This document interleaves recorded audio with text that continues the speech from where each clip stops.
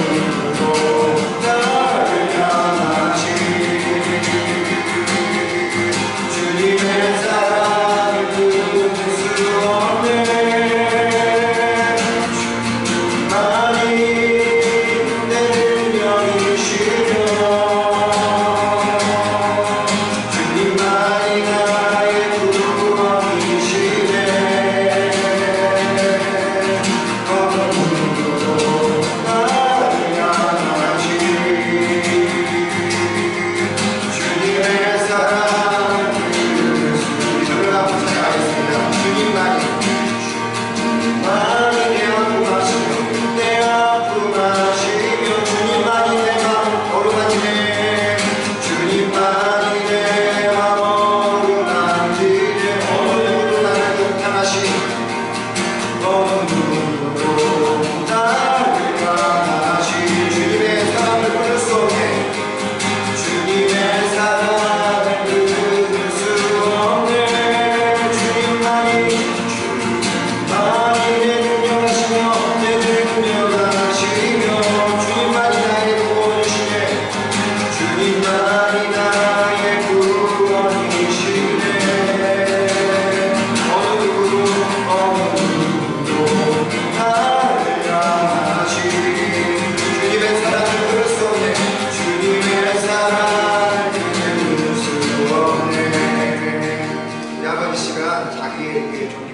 칭찬하면서 자기에게 좀 내 감정을 물어보면서 솔직하게 하나님 앞에 좀 답하는 시간이 되었으면 좋겠습니다.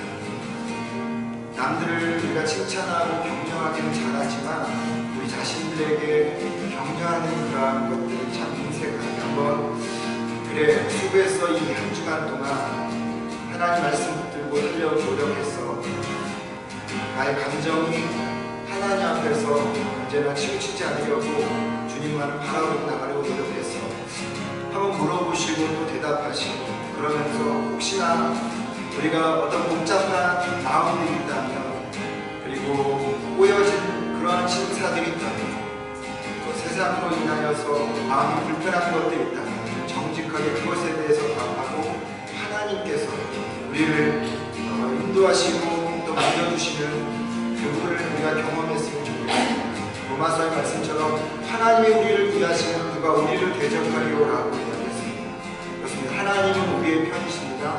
하나님은 우리의 신랑이시고 하나님은 나의 편입니다. 그분께 이 시간 우리 간절히 좀 함께 좀 조용하게 좀 기도하면서 우리 자신들을 좀 하나님 앞에 드리는 시간이 됐으면 좋겠습니다. 하나님 참으로 시간 앞에 한 주간 동안을 살아오면서 때로는 아버지 하나님 복잡한 심령들도 있었고 하나님 또 우리 안에서 아버지 하나님 불편한 마음들도 있었습니다. 하나님 우리가 어떻게 하나님 앞에 또 살아가야 될지도 하나님 참으로 모르는 그런 상황들을 경험하게 됐습니다. 그런 상황 속에서도 우리는 최선을 다하여 살아왔어. 그리고 하나님 우리 자신이 얼마나 하나님 앞에서 아버지 하나님 이 길에 대해서 충성을 다하며 하나님 어디 왔는지를 아버지 앞에 시간 물어보고 하나님께서 우리를 아버지 하나님 칭찬하시고 격려하시고 하나님께서 우리를 위하시면 하나님 세상과 어떤 것도 우리를 대적하지 못한다고 아버지께서 말씀하여 주셔서 하나님 이 시간 그 말씀을 통해서 다시 한번 하나님을 아버지 하나님 나의 삶을 아버지 인도하시는 분으로 고백하고 그 하나님 앞에 서서 하나님의 편심을 하나님 땅 누리는 시간 되게 하옵소서. 지금 주께서 역사해 주시고 이 자리를 하나님 축복하시고 우리 영혼을 주님 구하시고 거듭 주옵소서. 주께서 그렇게 행하여 주시기를 원하고 예수님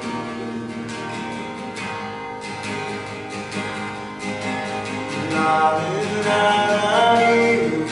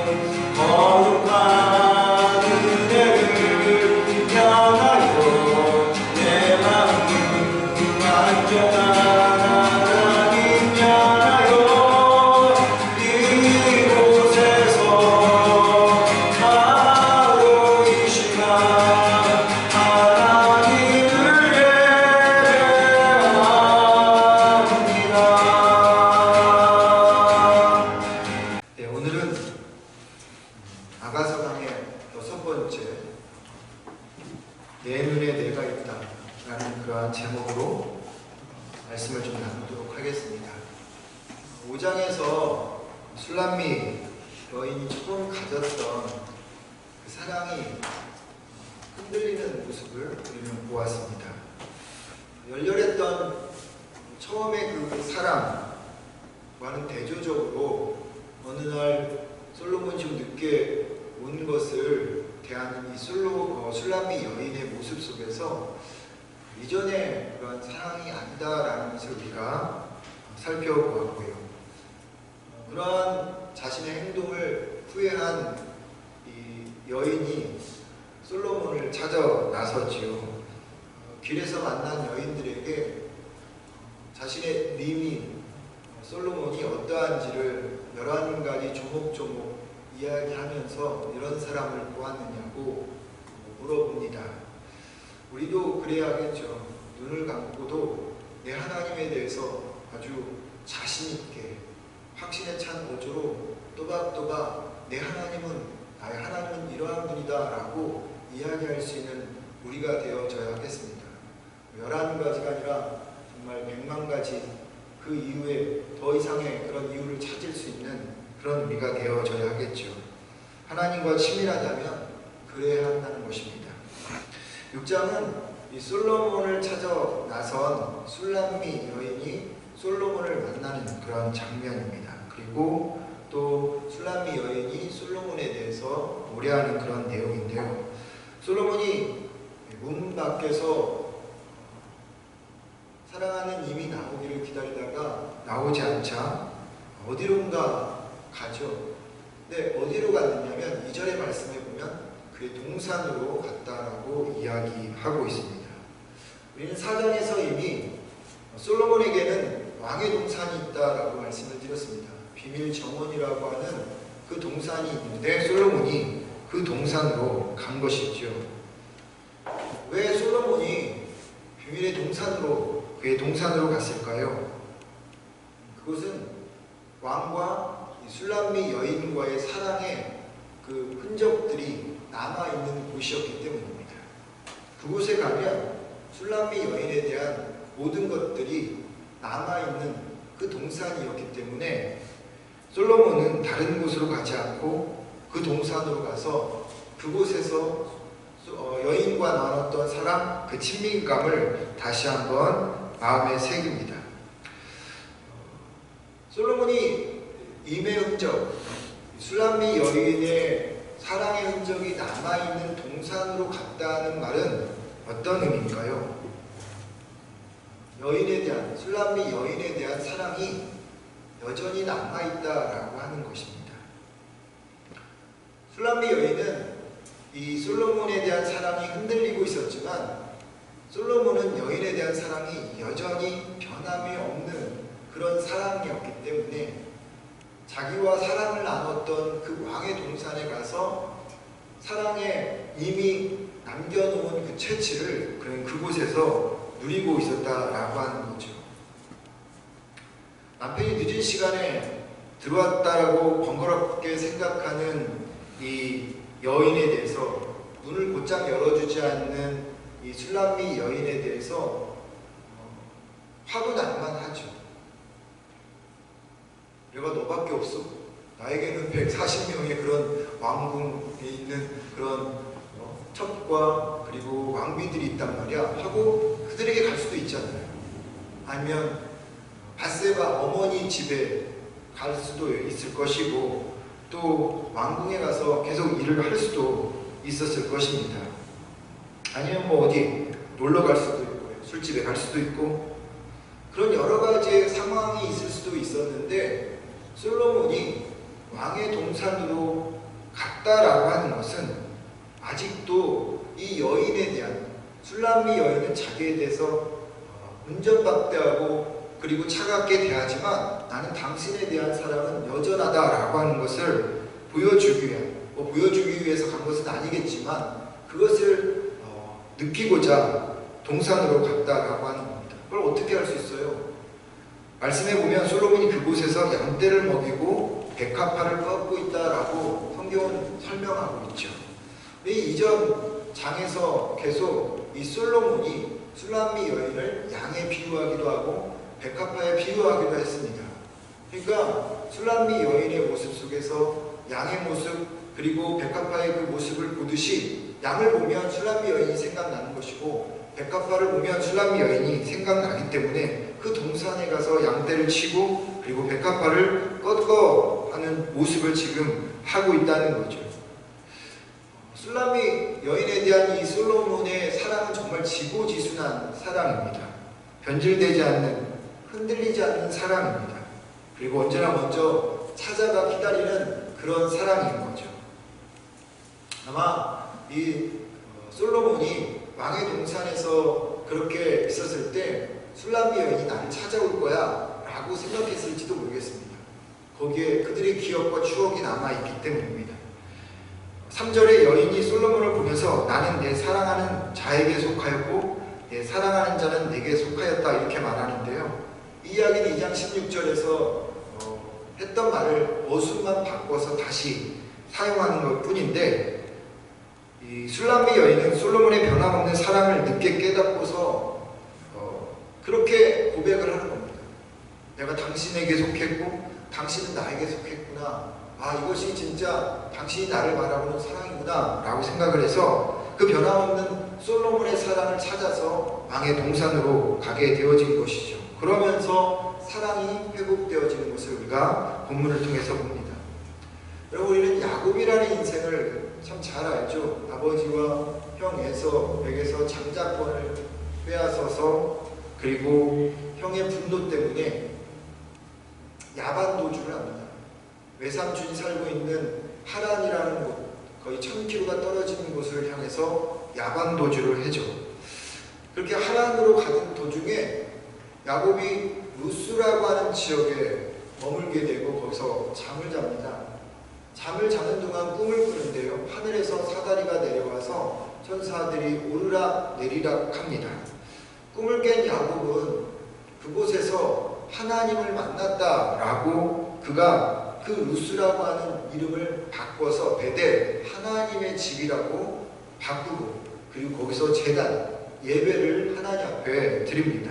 하나님이 나와 함께 계셔서 내가 가는 이 길에서 나를 지키시고 먹을 떡과 입을 옷을 주시어 내가 평안히 아버지 집으로 돌아가게 하시오면 여호와께서 나의 하나님이 되실 것이요 내가 기둥으로 세운 이 돌이 하나님의 집이 될 것이요 하나님께서 내게 주신 모든 것에서 10분의 1을 내가 반드시 하나님께 드리겠나이다 라고 예배를 드리면서 하나님께 소원도 하고 기도합니다. 하나님, 지금은 내가 형의 칼을 피해서 도망가지만 다시 안전하게 아버지의 집으로 돌아오게만 해주신다면 내가 이 베델에서 예배드렸던 것을 기억하여서 이곳을 하나님의 집으로 만들겠습니다. 뿐만 아니라 내가 가지고 있는 모든 재산의 10분의 1을 하나님 앞에 드리겠다라고 소원한 거죠. 그리고 야곱은 그곳을 떠나서 삼촌 라반 집에 가서 열심히 일하고 많은 부를 얻게 됩니다. 그리고 4명의 부인과 12명의 자녀를 얻게 되죠. 그렇게 부와 식소를 거느리고 수십 년 만에 다시 하란을 떠나서 부엘세바로 가는데 그렇다면 여러분, 야곱은 어디로 가야 합니까? 베델로 가야 합니다. 왜냐하면 하나님께서는 그 수십 년 동안 야곱에게 축복하여 주셔서 엄청난 부자가 되었고 그리고 식구들도 12명 그리고 아내까지 합쳐서 16명이나 되는 그런 대식구를 이루었기 때문입니다. 야곱은 기도한 대로 소원한 대로 베델로 가야 했었지만 야곱은 식솔들을 이끌고 그 산골짜기 사람들도 별로 살지 않는 그 베델에 가고 싶지 않고 사람들이 많이 살고 있는 세겜 그 평지에 그것이 그 땅이 좋아 보여서 베델로 가지 않고 세겜에 정착합니다. 그런데 이것이 그 가정에 화가 되기 시작했습니다. 하나밖에 없었던 딸 디나라고 하는 딸이 그 세겜에 있는 추장에게 성폭행을 당하죠.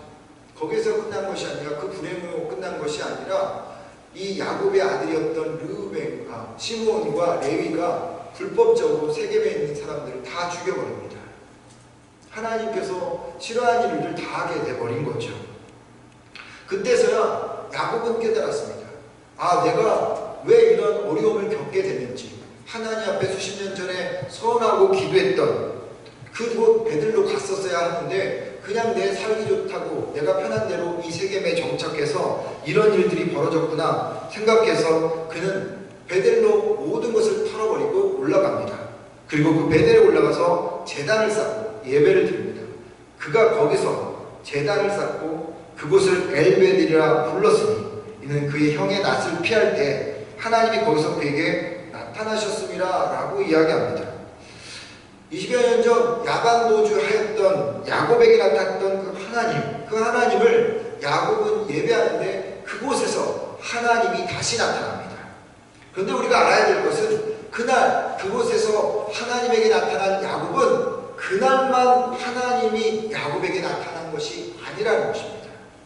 하나님은 늘 베델에 있었습니다.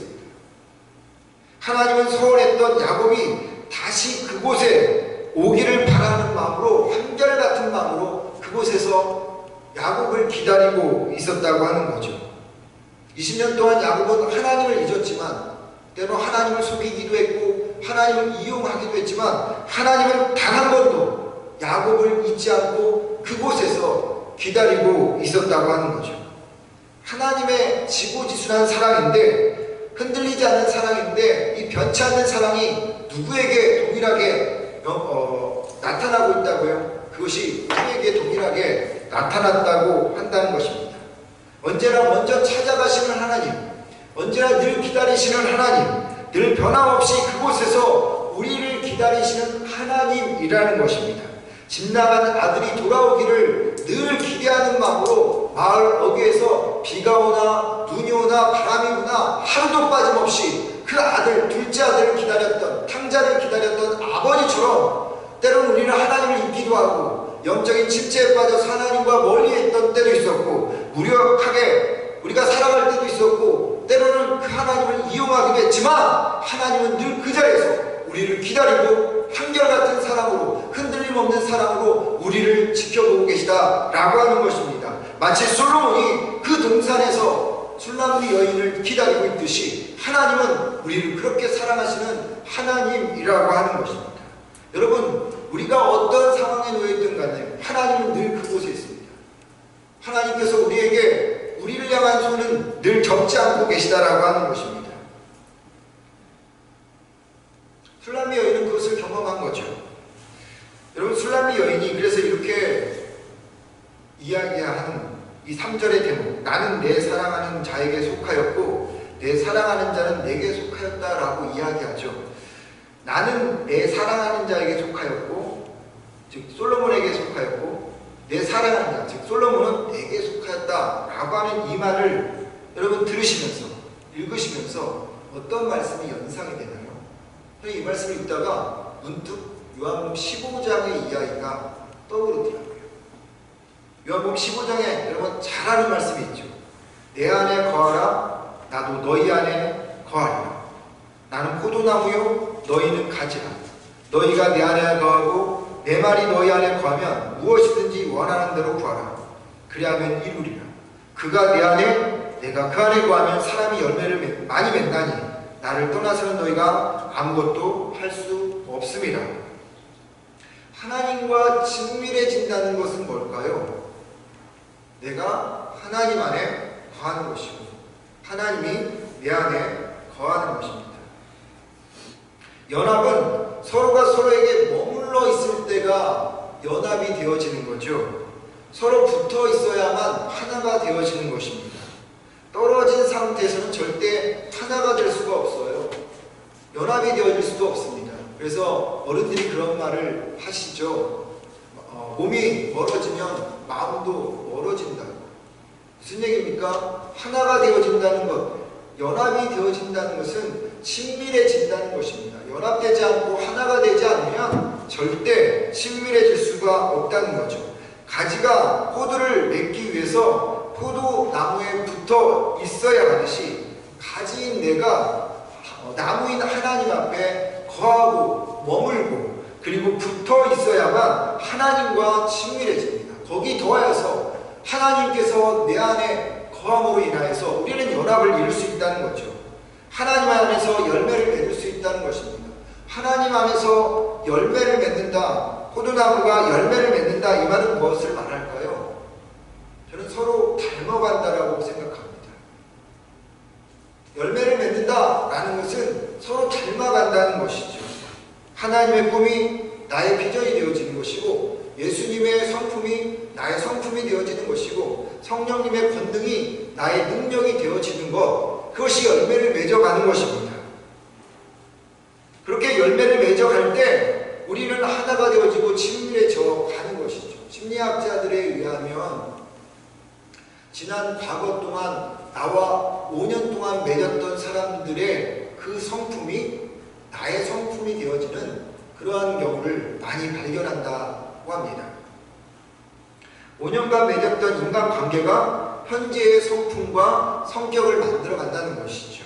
그러니까 지난 5년 동안 인간적인 성품을 가진 사람들과 관계를 형성한 사람은 인간적인 성품을 형성하게 되어지는 것이고요. 지난 5년 동안 신의 성품을 가진 사람들과 형성한 그런 관계를 누려왔던 사람은 신의 성품을 형성하게 되어진다는 거죠. 그렇다면, 그렇게 본다면 다윗은 어떤 전자일까요? 후자일까요? 이 논리대로라면, 심리학자들의 논리대로라면 다윗은 전자여야만 합니다. 지난 5년 동안 인간적인 냄새를 풍겼던 사람들과 살아왔던 다윗이었기 때문입니다. 다윗은 인간적인 냄새를 풀풀 품어내는 사람이 되어야 마땅한 이유는 아둘람 굴에 그가 있었을 때 수많은 사람들이 그에게 몰려들었습니다.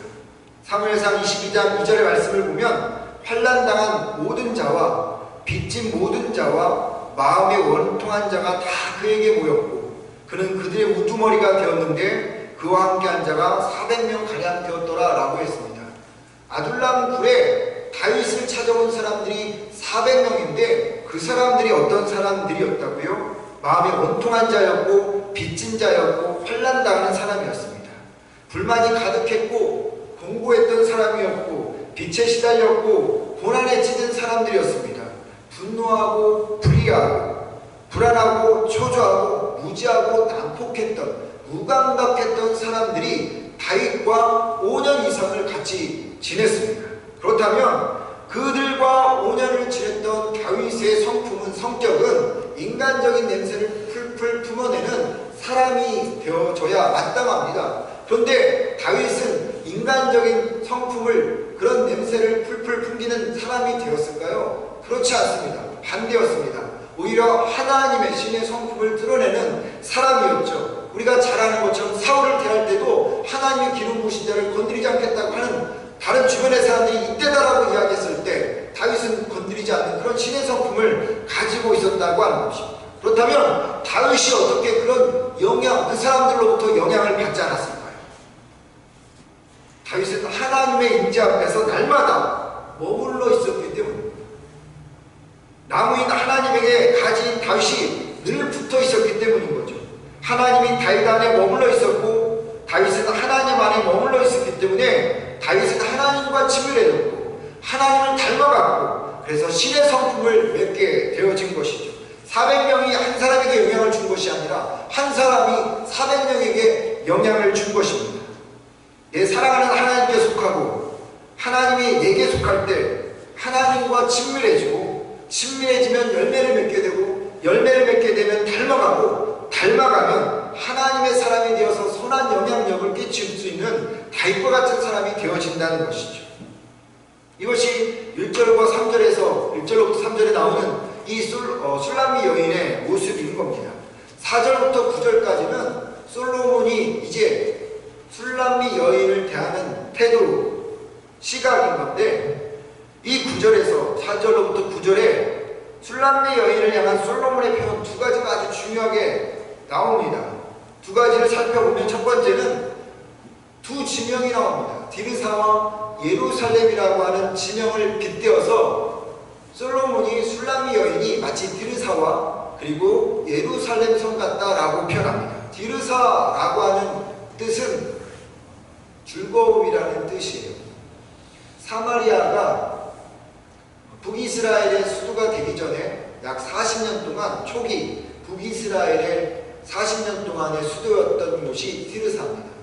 그러다 보니까 수도였다 보니 아주 전략적으로 중요한 요충지였고 감람나무가 많아서 북이스라엘 지역에서 살기 좋은 그런 도시 중에 손에 꼽히는 곳이 이 디르사라고 하는 겁니다. 그런데 디르사와 같이 어여쁘다라고 이 술람미 여인을 솔로몬이 이야기하죠. 두 번째로 예루살렘과 같이 곱다라고 이야기합니다. 북이스라엘을 대표하는 도시가 디르사라면 남유다를 대표하던 도시는 예루살렘이었습니다. 두말할 것 없이 통일한 이후에 수도였고 무엇보다도 하나님의 임재를 상징하는 법궤가 있었던 곳이 예루살렘이었습니다. 그렇다면 솔로몬이 디르사와 같이 어여쁘고 예루살렘과 같이 곱다라고 술람미 여인을 표현한 이유가 뭘까요? 디르사가 북이스라엘을 대표하듯이 남유다의 대표 도시가 예루살렘이듯이 이 술람미 여인은 모든 세상 속에서 나에게 대표되는 사람이다라고 하는, 나에게 가장 소중한 사람이다라고 하는 것을 이야기하고 있는 것입니다.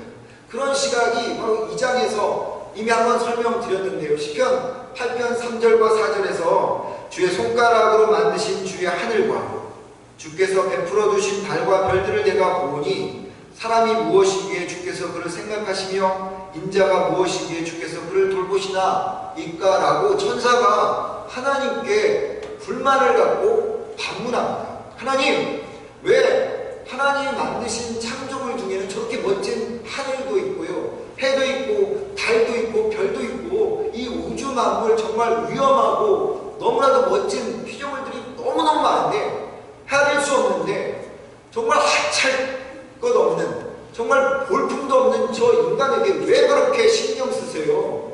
왜 그렇게 하나님 거기에 마음을 두세요? 하고 불평하듯이 천사가 물어보는 것입니다. 하나님께 천사들이 반문하는데 왜 그랬을까요? 왜 하나님은 많고 많은 창조물들의 정말 헤아릴 수 없는 그런 정말 찬란한 피조물들 가운데서도 보잘것없는 인간에게 왜 신경을 쓰고 거기에 마음을 두고 있을까요? 하나님에게 있어서는 인간이 중심이기 때문입니다. 천사들에게는 저 화려한 태양이, 달이 정말로 멋지게 보였을지는 모르겠지만 세상은 여러 가지의 것들로 우리를 바라보겠지만 하나님은 그저 딱 하나입니다. 너는 내 자녀고 너는 내가 몸을 들여서 건진 나의 아들과 딸이다, 이것밖에 없다라는 것입니다. 세상에 으뜸되는 것이 인간이고 세상에 중심되는 것이 여러분이라고 하는 것이 하나님의 마음인 거죠. 그래서 다른 건 관심이 없는 것입니다. 좀 연세가 있으신 분들은 이런 얘기 못 들었을 거예요. 우리 홍우정 집사님이나 홍우정 집사님도 우리 연정자매 같은 분 혹시 웅성이 아빠한테 연애할 때 이런 얘기 들어보셨어요? 내가 내 눈 안에 있다, 이런 얘기 들어보셨어요? 우글거리죠? 네가 내 눈 안에 있다, 이런 이 멘트는 청년들이나 쓰는 멘트예요. 한번 가서 꼭 그러나 해보시기 바랍니다. 어찌됐든 당신이 내 눈 안에 있어, 오글거리는 이 표현. 근데 여러분, 하나님이 그렇게 표현하고 계세요. 네가 내 눈 안에 있다. 이 여러분 멘트가 청년들, 요즘 아이들이 하는 멘트인 줄 아십니까? 이미 하나님께서 수천 년 전에 우리에게 하신 멘트예요. 이사야 43장 4절 말씀 한번 찾아서 읽어볼까요? 이사야 43장 4절 말씀입니다.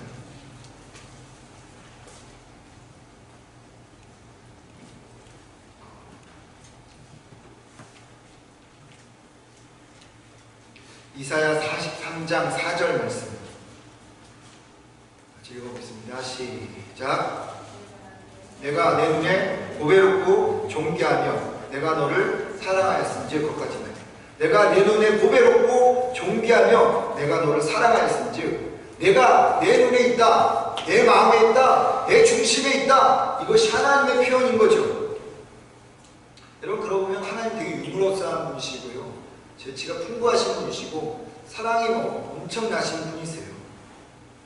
정말 젊은 사람들이 표현하기에도 오글거리는, 우리가 표현하기도 오글거리는 이러한 표현, 내 눈에 네가 있다, 내 마음에 네가 있다라고 하는 이 표현을 하나님은 이미 오래전부터 우리에게 그렇게 표현하고 계시는 거예요.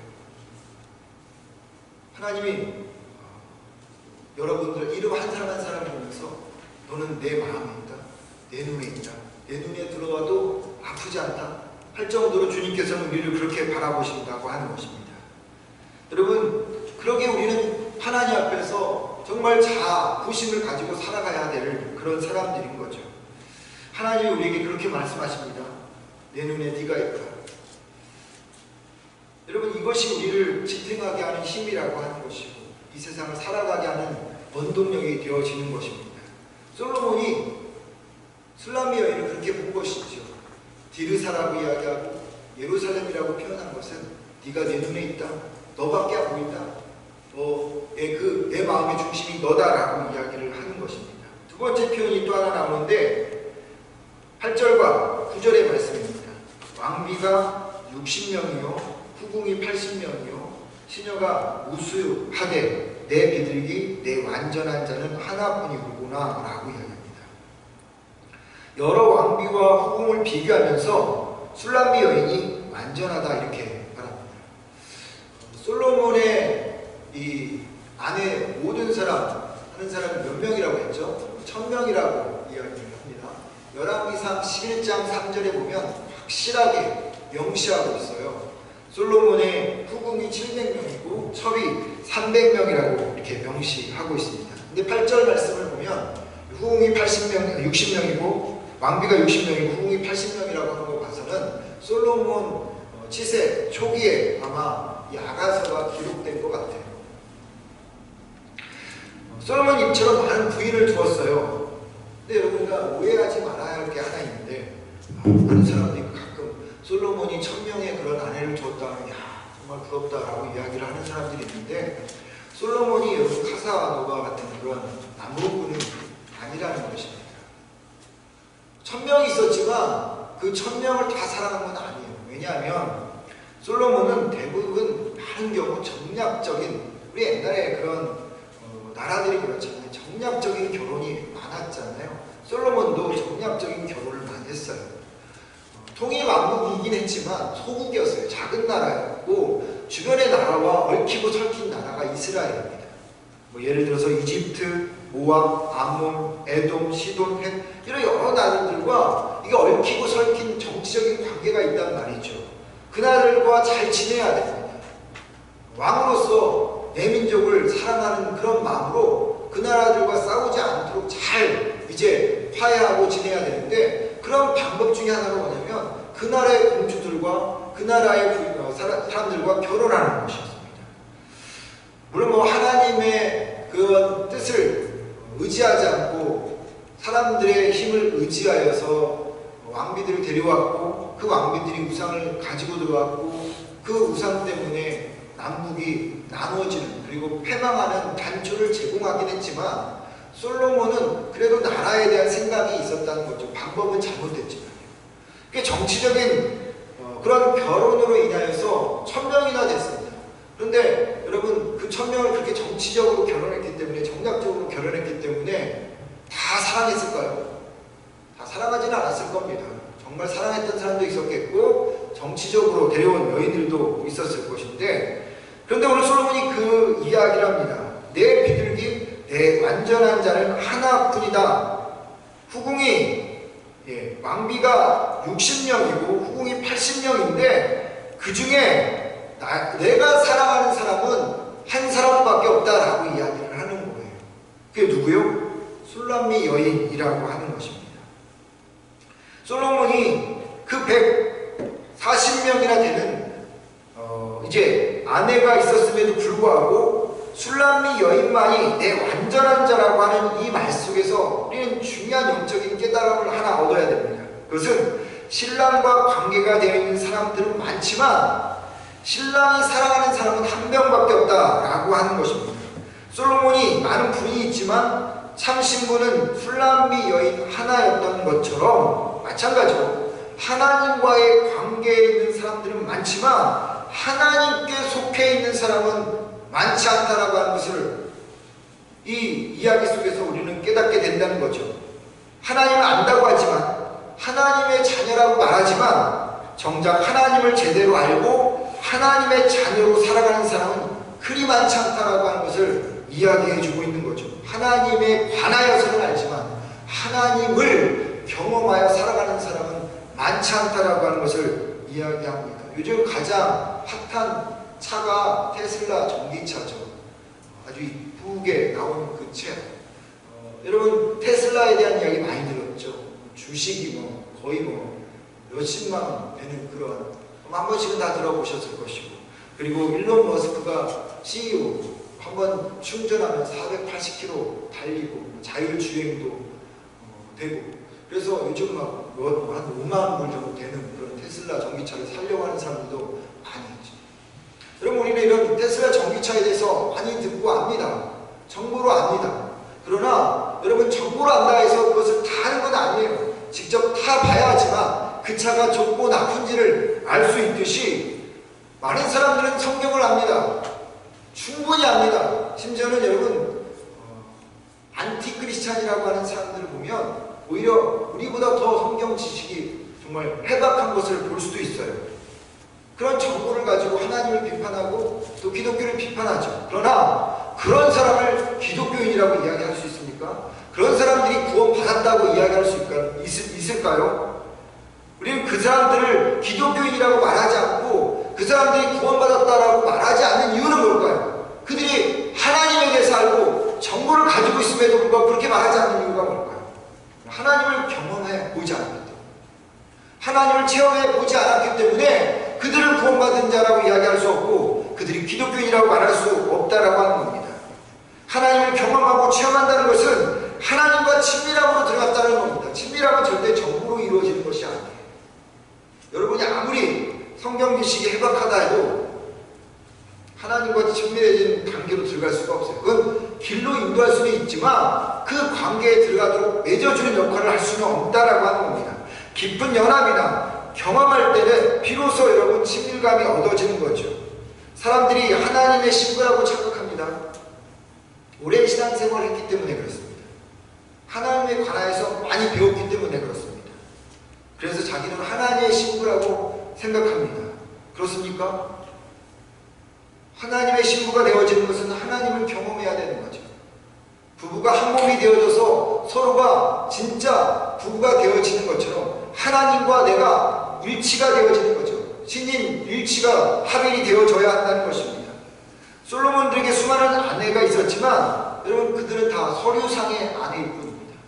정말 그 아내와 몸을 섞고 그리고 친해졌던 사람은 솔로몬 여인 하나였다고 하는 것처럼 내가 진짜 하나님의 신부가 되어진다는 것은 하나님과 내가 하나가 되어진다라고, 하나님과 나와의 관계상의 서류상의 그러한 부부관계가 아니라 진정으로 만나고 경험하는 그런 관계가 되어져야만 비로소 하나님의 자녀로 하나님의 그런 신부가 되어질 수 있다라고 하는 것을 본문은 우리에게 이야기하고 있습니다.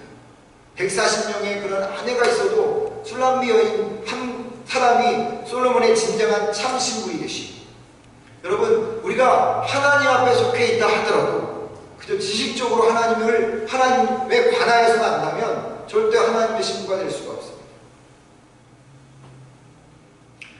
11절부터 13절까지 술람미 여인이 솔로몬을 처음 만났을 때를 이제 회상합니다. 결혼 전에 시골 처녀에 불과했던 자신이 어느 날 포도나무에 순이 돋아는 것을 보고자 또 석류나무에 꽃이 피었는지 보고자 포도동산으로 내려갔는데 자신도 모르는 사이에 자기가 왕비가 되어 있었다라는 그런 이야기가 11절부터 13절의 이야기입니다. 12절 말씀을 이게 좀 어려운 말씀이기 때문에 제가 새 번역으로 쉬운 성경을 읽어 드려 보겠습니다. 나도 모르는 사이에 나는 어느덧 나의 마음이 시키는 대로 왕자들이 타는 병거에 올라 앉아 있네. 나도 모르는 사이에 나는 어느덧 나의 마음이 시키는 대로 왕자들이 타는 병거에 올라 앉아 있네. 이 12절에서의 중요한 단어는 문장은 나도 모르는 사이에 라는 말입니다. 나도 모르는 사이에 어느새 내가 왕비가 되었다. 그런 말입니다. 자신의 공로가 아니라 왕의 은혜 때문에 자기가 왕비가 되어 있는 것을 나중에서야 깨닫게 되었다라고 하는 그런 의미예요. 왕의 은혜가 있었기 때문에 술람미 여인이 왕비가 되어질 수 있었다. 그렇게 주장하는 건데, 여러분 마찬가지로 우리가 하나님의 은혜 가운데 서 있는 것을 봤을 때 우리가 무엇인가를 준비하여서 하나님의 신부가 되어진 것은 하나도 없습니다. 내가 하나님의 자녀가 되어지고 내가 내 눈에 있다라고 그렇게 하나님 나한테 표현하는 그 모습 속에서 내가 뭔가 아름답게 치장하고 뭔가 신랑을 정말 만족시킬 만한 무언가를 했기 때문에 하나님의 눈에 들어가는 것이 아니라는 겁니다. 하나님 마음에 내가 뭔가 정말 훌륭하게 해낸 일들이 있기 때문에 하나님이 나를 그렇게 받아준 것이 절대 아니라는 것입니다. 나도 모르는 사이에 하나님은 모든 것을 다 준비시켜 놓고 나를 친구로 맞아 주셨다라고 하는 거죠. 하나님과 연합하여 친밀해지면서, 그래서 하나님은 우리를 겸손으로 초대하는 거죠. 술람미 여인이 하나님의 은혜를, 이 왕의 은혜를 경험하는 데 있어서의 마음 자세가 중요해요. 그게 뭡니까? 겸손의 마음입니다. 내가 이만큼 했으니까 나는 충분해. 나는 친구가 될 만해. 나는 하나님의 은혜를 받을 만해. 나는 구원받을 만한 자격이 있어. 라고 이렇게 하는 것이 아니라, 하나님, 나는 자격 없는 자입니다. 라고 하는 그런 겸손함. 나도 모르는 사이에 내가 이렇게 하나님의 구원을 받았네. 라고 하는 겸손한 마음이 있어야 한다는 것입니다. 부부가 연합되고 친밀해지기 위해서 필요한 것이 뭔지 아세요? 겸손입니다. 자기를 비우는 거예요. 신랑과 신부가 부부가 되려면 결혼 전에 삶의 습관이나 생각을 고집해서는 안 됩니다. 서로 자신을 내려놓아야 되죠. 그래야 깊은 친밀감 속으로 들어가는 거죠. 마찬가지로 하나님과 연합해서 친밀해지기 위해서 필요한 게 뭘까요? 그게 겸손입니다. 겸손은 뭡니까? 나를 비우는 것입니다. 내 생각도, 습관도, 익숙함도, 고집도 하나님께 맞춰야 합니다. 왜냐하면 우리가 하나님의 신부가 된 것은 절대로 나의 어떤 공로 때문에 된 것이 아니기 때문입니다. 나도 모르는 사이에 하나님이 다 마련하고 나로 신부를 부른 것이기 때문입니다. 그래서 우리가 할 수 있는 고백이 뭘까요? 은혜입니다. 이거밖에 없는 거예요. 내가 신부가 된 것은 은혜입니다. 사도 바울이 뭐라고 얘기했어요? 나 된 것은 하나님의 은혜다. 이게 괜히 나온 게 아니에요. 사도 바울이 여러분 그렇게 세상적으로 보면 고백할 수 있는 사람이 아니에요. 왠지 아십니까? 그 당시에 사도 바울만한 사람이 없었습니다. 사도 바울만한 석학이 없었고 사도 바울만큼 철저하게 하나님 말씀을 지켰던 사람이 없었습니다. 그럼에도 불구하고 사도 바울이 나의 나 된 것은 하나님의 은혜다라고 한 것은 무엇을 이야기하냐면, 돌아보니까 자기도 모르는 사이에 하나님께서 다 준비시켜서 자기를 하나님의 신부로 불러주셨다는 것을 깨달았기 때문에 나의 나 된 것은 하나님의 은혜다라고 이야기하는 것처럼, 우리도 하나님 앞에 한 말 딱 하나가 있다면 입술에서 왼종일 우리가 고백해야 될 것은 은혜입니다.